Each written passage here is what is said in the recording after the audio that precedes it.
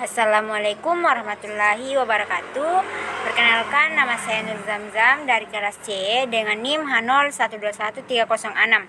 Baik, di video ini saya akan menjelaskan tentang kurikulum merdeka dan modul ajar. Kurikulum bersifat dinamis dan terus dikembangkan atau diadaptasi sesuai konteks dan karakteristik murid demi membangun kompetensi sesuai kebutuhan mereka kini dan di masa depan. Selanjutnya yaitu struktur kurikulum merdeka. Program intrakurikuler. Intrakurikuler berisi muatan atau mata pelajaran dan muatan tambahan lainnya, seperti muatan lokal, jika memang ada di satuan pendidikannya. Kegiatan pembelajaran di dalam kelas diharapkan dapat mengembangkan kompetensi murid sesuai dengan capaian pembelajaran pada fasenya. Berbagai kegiatan dapat dilakukan untuk membantu murid mencapai kompetensi yang diharapkan. Program ekstrakurikuler. Untuk kegiatan ekstrakurikuler, kegiatannya tetap diadakan pada pembelajaran dengan kurikulum merdeka. Pelaksanaannya dapat dikembangkan oleh satuan pendidikan sesuai dengan kapasitas dan minat karakteristik murid. Proyek penguatan profil pelajar Pancasila. Program ini merupakan pembelajaran berbasis proyek yang ditujukan sebagai penguatan profil pelajar Pancasila melalui tema yang telah ditetapkan. Misalnya seperti gaya hidup berkelanjutan, kearifan lokal, kearifan lokal, Bhinneka Tunggal Ika, bangunlah jiwa dan raganya, suara demokrasi, suara demokrasi, berekayasa dan teknologi untuk membangun NKRI. Yang terakhir yaitu kewirausahaan. Asesmen merupakan proses pengumpulan dan pengolahan informasi untuk mengetahui kebutuhan belajar, perkembangan, dan pencapaian hasil belajar. Satuan pendidikan mempunyai kewenangan untuk merancang, menentukan teknik dan waktu pelaksanaan asesmen sesuai dengan kondisi dan kebutuhan.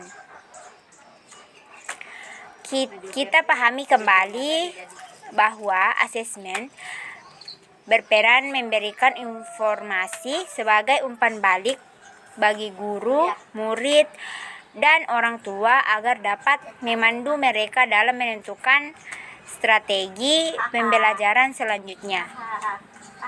Memiliki keleluasan untuk menentukan alokasi waktu pembelajaran. Ada 3 alternatif model pembelajaran yang dapat diadaptasi. Di antaranya yaitu model reguler, model blok, dan model kolaborasi. Dengan mempertimbangkan sarana dan prasarana, jam mengajar guru, atau strategi lainnya agar perorganisasian kegiatan belajar berjalan lancar. Capaian pembelajaran atau CV merupakan tujuan akhir di setiap fase pembelajaran siswa. Capaian pembelajaran adalah kompetensi minimum yang harus dicapai peserta didik untuk setiap mata pelajaran. Mata pelajaran kecepatan masing-masing. Dalam mencapai CV, kita perlu membangun kompetensi untuk melakukan perjalanan tersebut agar tiba di tujuan pada waktu yang ditentukan. Setiap satuan pendidikan dipersilahkan mengatur strategi efektif untuk mencapai CV sesuai dengan kemampuan dan potensinya. Selanjutnya yaitu modul ajar. Modul ajar adalah sebuah dokumen yang berisi tujuan, langkah, dan media pembelajaran, serta asesmen yang dibutuhkan dalam satu unit atau topik berdasarkan alur tujuan pembelajaran.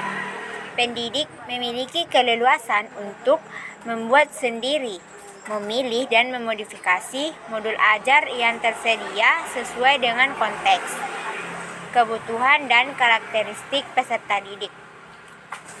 Alur tujuan pembelajaran menjadi dasar bagi pendidik untuk menyusun perencanaan pembelajaran atau modul ajar.